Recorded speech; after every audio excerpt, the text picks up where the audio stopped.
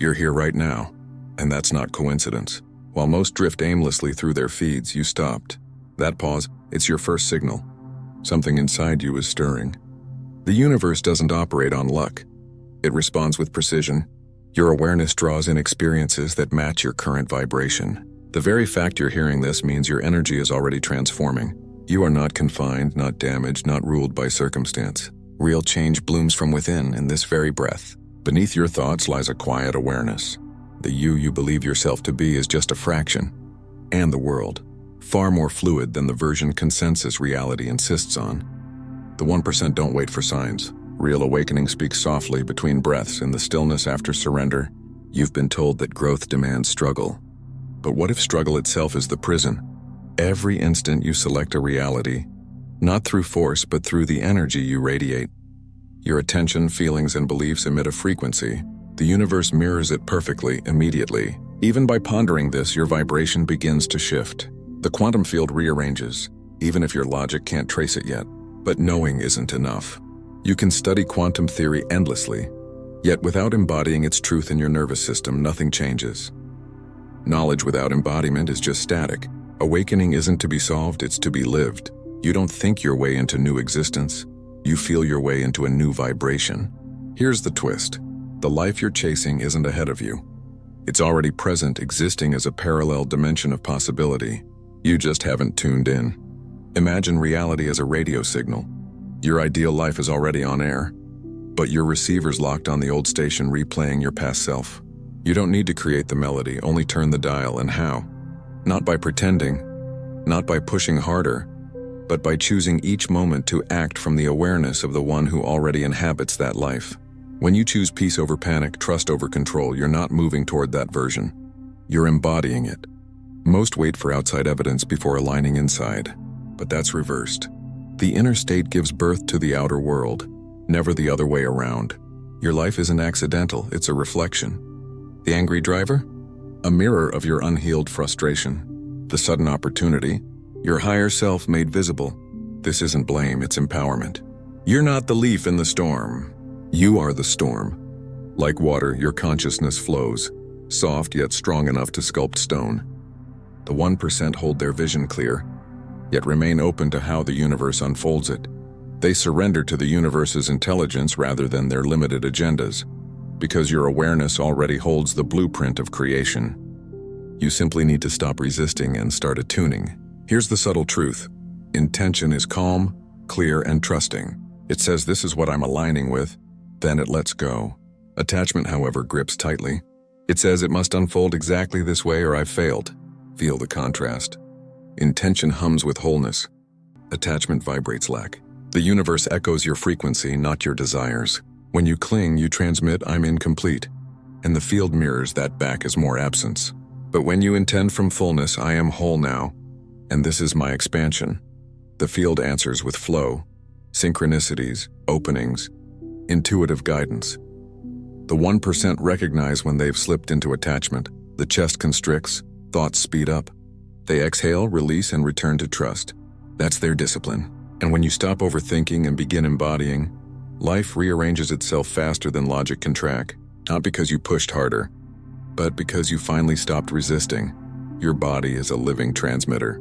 The heart's electromagnetic field sends your emotional signal into the quantum fabric. Fear projects fear. Calm transmits calm. That's why embodiment isn't optional. Thoughts alone don't rewrite reality. Your nervous system does. The 1% don't just imagine their future. They feel it in their bodies. They ask, how would my body respond if this were already true? What softens? What expands? Let that feeling saturate you. That's embodiment. That's how you recalibrate your vibration and your past. It's not locked. Events occurred, but their meaning remains yours to transform. The 1% don't flee their past, they refine it. They draw wisdom from every experience, especially the painful ones, and release the narratives that no longer match who they are. What if every challenge was training? What if nothing ever went wrong and everything was crafted to awaken you? That's not blind positivity, it's radical ownership. You can't undo the past, but you can reshape its message. They revisit charged memories and ask, what strength was built here? What truth did this carve out of me? And something profound shifts. Pain becomes clarity. Endurance becomes mastery. So I'll ask you, what old story are you ready to lay down today? If this feels less like learning and more like remembering, it's because you're not just observing creation, you're participating in it. You weren't made to merely survive existence. You were designed to sculpt it through conscious awareness, not reaction. You don't need better conditions. You only need to embody the energy of who you're becoming, rather than replay the echo of who you once were. Do this with consistency, with sincerity, and reality will rearrange, not because you demanded it, but because you finally stopped resisting it. That breakthrough you've been waiting for isn't on its way. It's here, hidden inside your next deliberate choice to create from expansion, not fear. Alignment isn't passive. It's the most daring act of creation. So take a deep breath, and if these words resonate, declare it in the comments. I choose to perceive what others cannot yet see. That simple statement is your transmission to the field, your signal of readiness. If you feel called to explore further, I've charted the entire system in my book, Beyond the Frequencies, where you'll uncover the 9 master vibrations and learn how to become the signal itself. Here's one last truth. Linear time is only a construct of the mind. In the quantum field, all timelines coexist in the now. Your future self already exists, alive, radiant, and waiting. You're not constructing a new life. You're tuning into it. Every delay you meet isn't punishment. It's feedback showing you where your inner vibration still misaligns with your intended reality. Resistance isn't your enemy, it's guidance. The 1% don't reject it. They listen. They ask, what am I protecting? They befriend their fear instead of battling it. When you stop treating yourself as a project to fix and begin honoring yourself as an ally, transformation unfolds naturally. The inner war can cease. In that quiet peace, the energy once spent on self-conflict returns to creation. Imagine if your inner voices didn't compete but collaborated. That's integration. Not erasing the fearful parts, but inviting them to harmonize with your higher vision. When all aspects of you align, your creative force amplifies. It's the shift from scattered light to laser focus. Your consciousness works exactly the same way. Fragmentation weakens the signal. Coherence turns it magnetic. The 1% don't wait for certainty before they act. They move before comfort arrives. Not recklessly, but with courage. They acknowledge fear, then choose expansion anyway. Because confidence isn't the starting point, it's the outcome of devotion. They remain flexible with the how, but unshakable with the what, releasing the need to protect outdated versions of themselves. Identity isn't confinement. It's a temporary costume. Outgrowing old selves doesn't mean you're losing who you are. It means you're uncovering who you've always been beneath the layers. Let go of the urge to stay consistent with your past. Every moment invites you to choose who you're becoming. And in that release, you don't become exposed. You become available. Feel that shift. Instead of forcing outcomes, you radiate the frequency of what you seek. Instead of pushing doors open, you evolve into the kind of presence that doors naturally open for.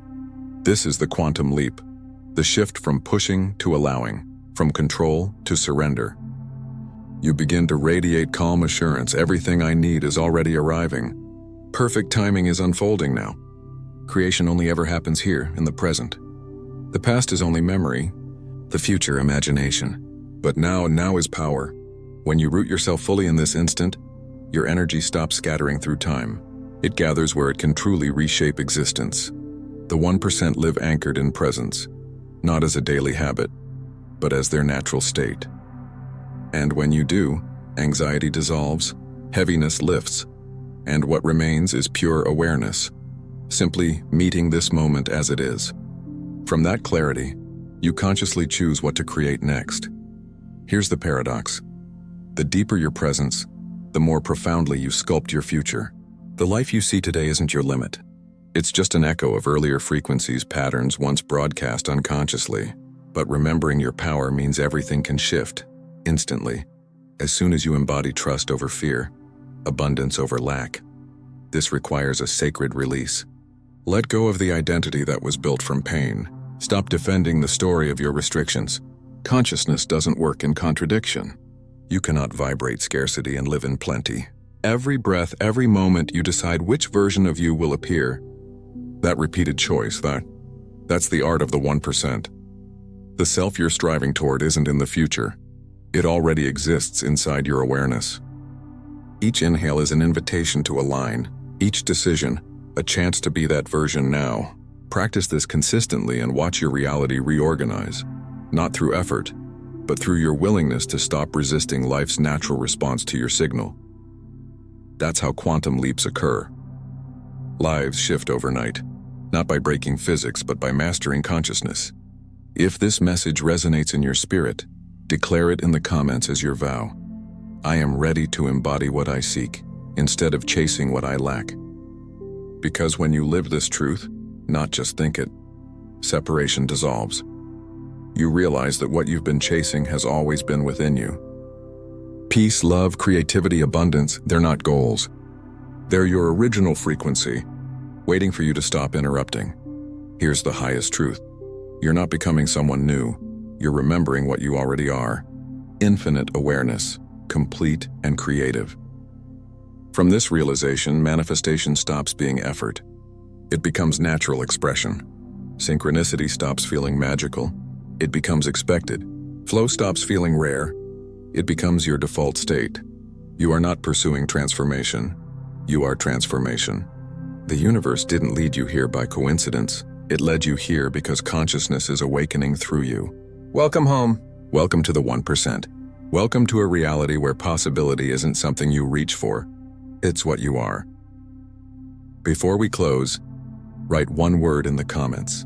The frequency you're choosing right now is your energetic imprint upon the field. And if these words stirred something inside you, return to them tomorrow or share them with someone ready to awaken. Sharing this truth amplifies your own resonance and expands the collective.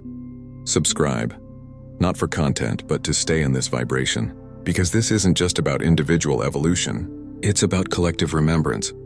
You are the 1%, not because you're superior, but because you chose to awaken. And that choice changes everything.